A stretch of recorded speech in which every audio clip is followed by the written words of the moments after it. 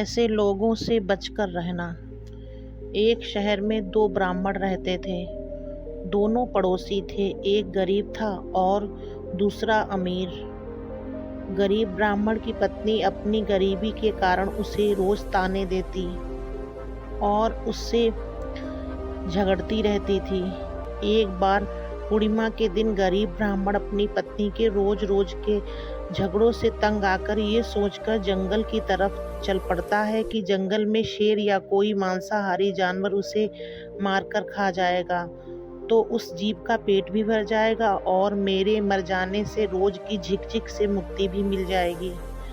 जंगल में थोड़ी दूर चलते ही उसने एक गुफा नजर आती है। वो उस गुफा की तरफ चल देता है। उस गुफा में एक शेर सोया हुआ होता है और शेर की नींद में खलल ना पड़े इसलिए उस दिन गुफा के द्वार पर एक हंस पहरा दे रहा होता है। हंस जब दूर से ब्राह्मण को अपनी तरफ आता हुआ देखता है तो वह चिंता में पड़कर सोचने लगता है कि ये ब्राह्मण इधर आ गया तो शेर जाग जाएगा और इस ब्राह्मण को मारकर खा जाएगा। किसी प्रकार इस ब्राह्मण को बचाना होगा, नहीं तो पूर्णिमा के दिन मुझे पाप लग जाएगा। लेकिन इसे बचाएं तो बचाएं कैसे? तभी हंस को एक उपाय सूझता है और वो हंस शेर के भाग्य की तारीफ करते हुए कहने लगता है कि अरे ओ जंगल के राजा, उठो, जागो, आज आपके भाग्य खुल गए हैं। पूर्णिमा के दिन स्वयं ब्राह्मण देव आपके घर पधारे हैं। ऐसी शुभ घड़ी बार बार नहीं आती है, इसलिए जल्दी उठें और इन्हें दक्षिणा देकर यहाँ से रवाना करें। ब्राह्मण को दक्षिणा देने से आपको मोक्ष प्राप्त हो जाएगा और आपको पशु योनि से छुटकारा मिल जाएगा।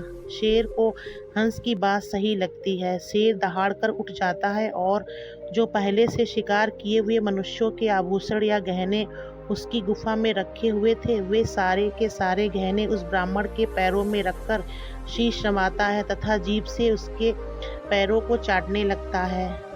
तभी हंस ब्राह्मण को इशारा करता है कि हे ब्राह्मण देव, ये सब गहने उठाओ और जितना जल्दी हो सके यहाँ से वापस अपने घर लौट जाओ, क्योंकि ये सिंह है, कब इसका मन बदल जाए ये कहा नहीं जा सकता। ब्राह्मण उस हंस की बात समझ जाता है और सारे जेवर गहने समेटकर अपने घर को लौट जाता है।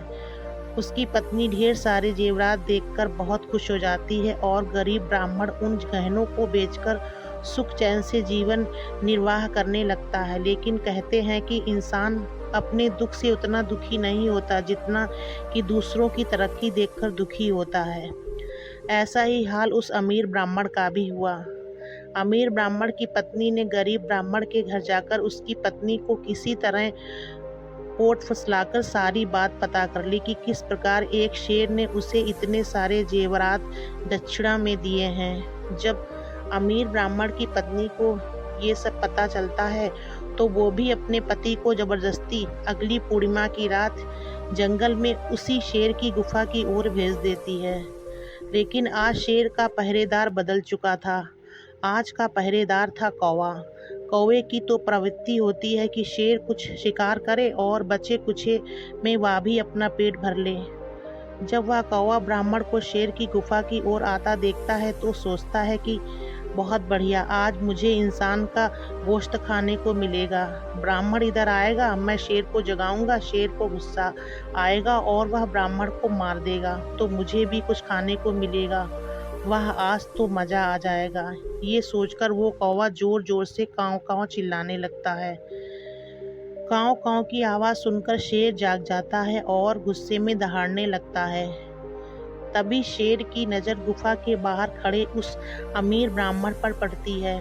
ब्राह्मण को देखकर उसे हंस की बात याद आ जाती है। वो समझ जाता है कि कौवा काँव काँव क्यों कर रहा है। शेर हंस द्वारा कहने पर अपने पूर्व में किए गए पूर्ण कर्म को समाप्त नहीं करना चाहता था, पर फिर भी शेर तो आखिर शेर होता है। वो दहाड़ कर ब्राह्मण से कहता है कि हंस उड़ गए सरोवर को अब काग भय प्रधान, तो विप्रा ठारे धरे जाओ, मैं किनाइनी जिजमान। अर्थात हंस जो अच्छी सोच वाले, अच्छी मनोवृत्ति वाले थे, वो उड़कर सरोवर को चले गए हैं और अब कौवा प्रधान पहरेदार है, जो तुम्हें मारने के लिए मुझे उकसा रहा है। इसलिए हे ब्राह्मण देव, मेरी बुद्धि घूमे उससे पहले ही यहाँ से चले जाओ, क्योंकि शेर किसी का जजमान नहीं हुआ तो वह हंस था, जिसने मुझे जैसे जानवर से भी उड़ कर्म करवा दिया। दूसरा ब्राह्मण सारी बात समझ जाता है और डर के मारे तुरंत प्राण बचाकर अपने घर की ओर भाग जाता है। कहने का मतलब है कि ये कहानी आज के परिवेश में भी सटीक बैठती है। हंस और कौवा कोई और नहीं, हमारे ही चरित्र हैं। अगर कोई किसी का दुख देखकर दुखी होता है और उसका भला सोचता है तो वो हंस है, और जो किसी को दुखी देखना चाहता है, किसी का सुख जिससे सहन नहीं होता, वो कौवा है। जो आपस में मिलजुल कर भाईचारे से रहना चाहते हैं, वे हंस की प्रवृत्ति के हैं। जो झगड़े का, एक दूसरे को मारने लूटने की प्रवृत्ति रखते हैं, वे कौवे की प्रवृत्ति के हैं। इसलिए अपने आसपास छुपे बैठे कौवों को पहचानें, उनसे दूर रहें, और जो हंस प्रवृत्ति के हैं उनका साथ करें। इसी में हम सबका कल्याण छुपा है। अगर आपको हमारी वीडियो अच्छी लगी, वीडियो को लाइक करें, शेयर करें। चैनल पर नए हो तो प्लीज़ चैनल को सब्सक्राइब करें।